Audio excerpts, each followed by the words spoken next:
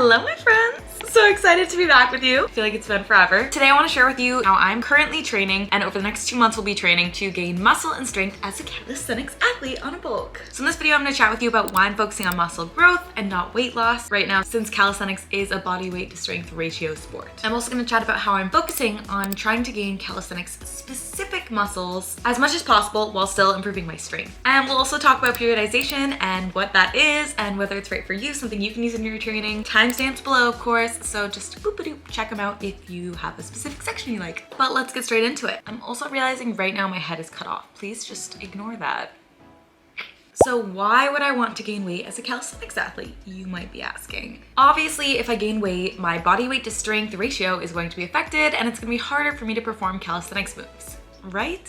So yes, to an extent, but when I say gain weight, I'm actually trying to maximize the amount of muscle weight that I'm gaining and minimize the fat mass that I'm gaining. And you might be thinking, isn't muscle heavy too? Yes, which is why it's important to focus on gaining muscle that will improve my calisthenics sport performance. So with my upper body calisthenics goals being front lever, strength dip and chin up, and handstand skills at the moment, I'm gonna need to focus on back, tricep, lat, shoulder, so basically my entire upper body. So in a theoretical world, I'd wanna be training my legs in a way that makes them functional and builds strength, but minimizes the amount of muscle mass gained if I'm trying to optimize my body weight to strength ratio. And there are ways to achieve this, focusing on plyometrics, compound exercises under 5 reps, mobility training, but I'm actually gonna be adding in hypertrophy exercises that do build muscle mass in my lower body.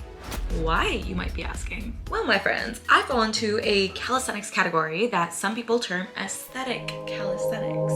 Because my general fitness goals include learning cool skills, looking good, feeling good and energized, enjoying my training, and taking care of my long-term health. A lot of things to think about, you know? Yes, I want to build strength and muscle mass to protect my long-term health. Plus, I want a good booty. I don't know what you want from me. Come on, we're here for the leg aesthetic too. And I know it's not just me. So I'm currently training hypertrophy legs 1 to 2 times per week with a focus on the booty. You know. And these are just my personal goals. If you're an elite calisthenics athlete really trying to maximize that body weight to strength ratio, it makes sense if they don't train legs as often. I get it. That's totally okay. But that's not me, guys. So how am I actually going to build this muscle and strength that I'm talking about? I'm so glad you asked. So the past few weeks, I've begun what I'm calling the bulking phase, phase 1. And I'm calling it a bulking phase because that term is pretty widely used among the fitness community. People generally know what I'm talking about when I say I'm bulking, and it just helps get the idea across. But I want to be clear, when I say that I'm growing muscles, is I'm actually targeting calisthenics specific areas of my body that I want to grow muscles on. So for example, I'm going to be doing a lot of Aussie rows, or inverted rows as some people call it, to grow my lats, which will help my front lever progress. And yes, I am going to be trying to minimize the amount of fat mass that I'm gaining, and I know I won't only put on pure muscle, but that's okay because phase 2 is going to include a little bit of a body recomp where I might need to decrease some fat depending on how I'm feeling and how my performance is. But your girl is not afraid to put on a little bit of extra weight in order to build some muscle. We're here for the gains, friends. Okay, so my current workout split is upper, lower, upper, and handstands, rest and recovery, full body with a lower body emphasis, then handstands and upper, and then rest day, and then we do it again. And that just works really well for me because I'm also prioritizing my handstand goals, which of course are to get the stalder press. And on upper body days, I'm using progressive overload to increase the number of reps that I can do in my chin-ups or my dips each week until I hit 10 reps for 3 sets. The next week I go back to 6 or 7 reps for 3 sets still, but I increase the weights. And each week I keep increasing the reps until I hit 10 again, then I go back down to 6 reps and I increase the weight that I'm using again. I just do this over and over again. That's the plan. And I'm working within the 6 to 10 rep range to support muscle growth on compound exercises that I know will improve other calisthenics goals through overall body strength. Plus, this part of my training is super important because it's going to strengthen my tendons. So when I do move into a more strength specific training plan, they won't be completely overloaded and are less prone to injury, which is the goal. Let's stay injury free. On a side note, I am still training handstands, so my handstand workout is always before my upper body day because otherwise I'm way too fatigued to actually do handstands after doing a bunch of strength chin-ups and dips and tuck levers.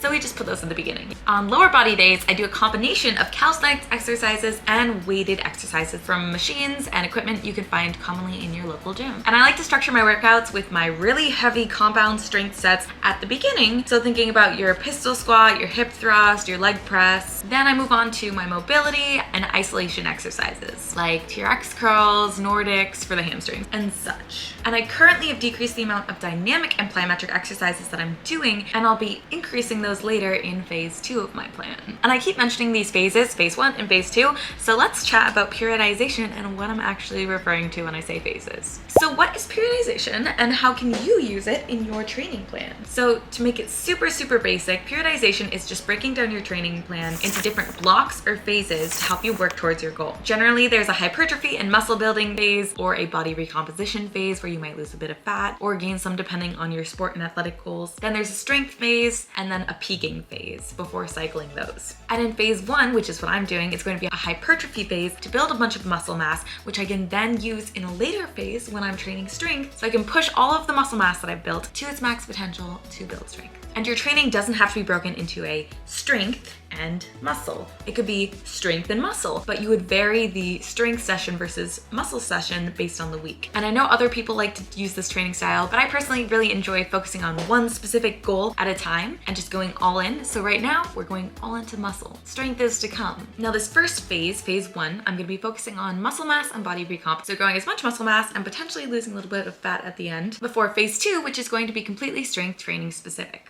with minimal hypertrophy work. And I'll do my phase 2 strength training plan for 2 to 3 months before either cycling back to the hypertrophy or potentially doing a mini peak phase. And competitive calisthenics athletes might actually do a phase 3, which is their competition or peaking phase. And this phase is generally used to get really solid on technique for those max heavy strength sets. And this is where people are gonna hit PRs in a competition setting. Now, I'm not competing at the moment, so I'm probably gonna cycle back to that hypertrophy block before I restart my entire mesocycle. And this is a super generalized explanation of periodization, but let me know in the comments if you guys want me to do a more in-depth video of periodization in calisthenics. But you might be wondering, who is periodization training for? And for my research, periodization training is really good for intermediate and advanced athletes, but if you're a beginner in calisthenics, you don't need to worry about specifically training these exercises and then these in order to progress perfectly, because you're gonna have this really cool life hack called newbie gains. I don't know if you've heard about them. And this just refers to the fact that if you're a beginner in the gym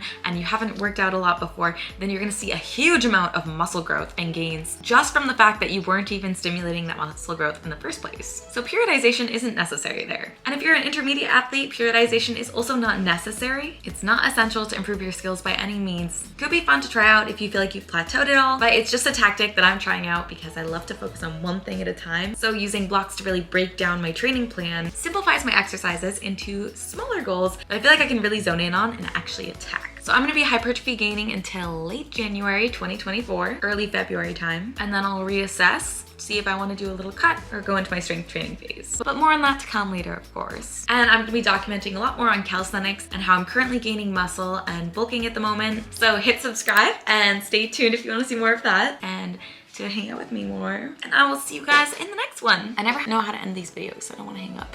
It's like you're hanging up the phone, you know? Bye!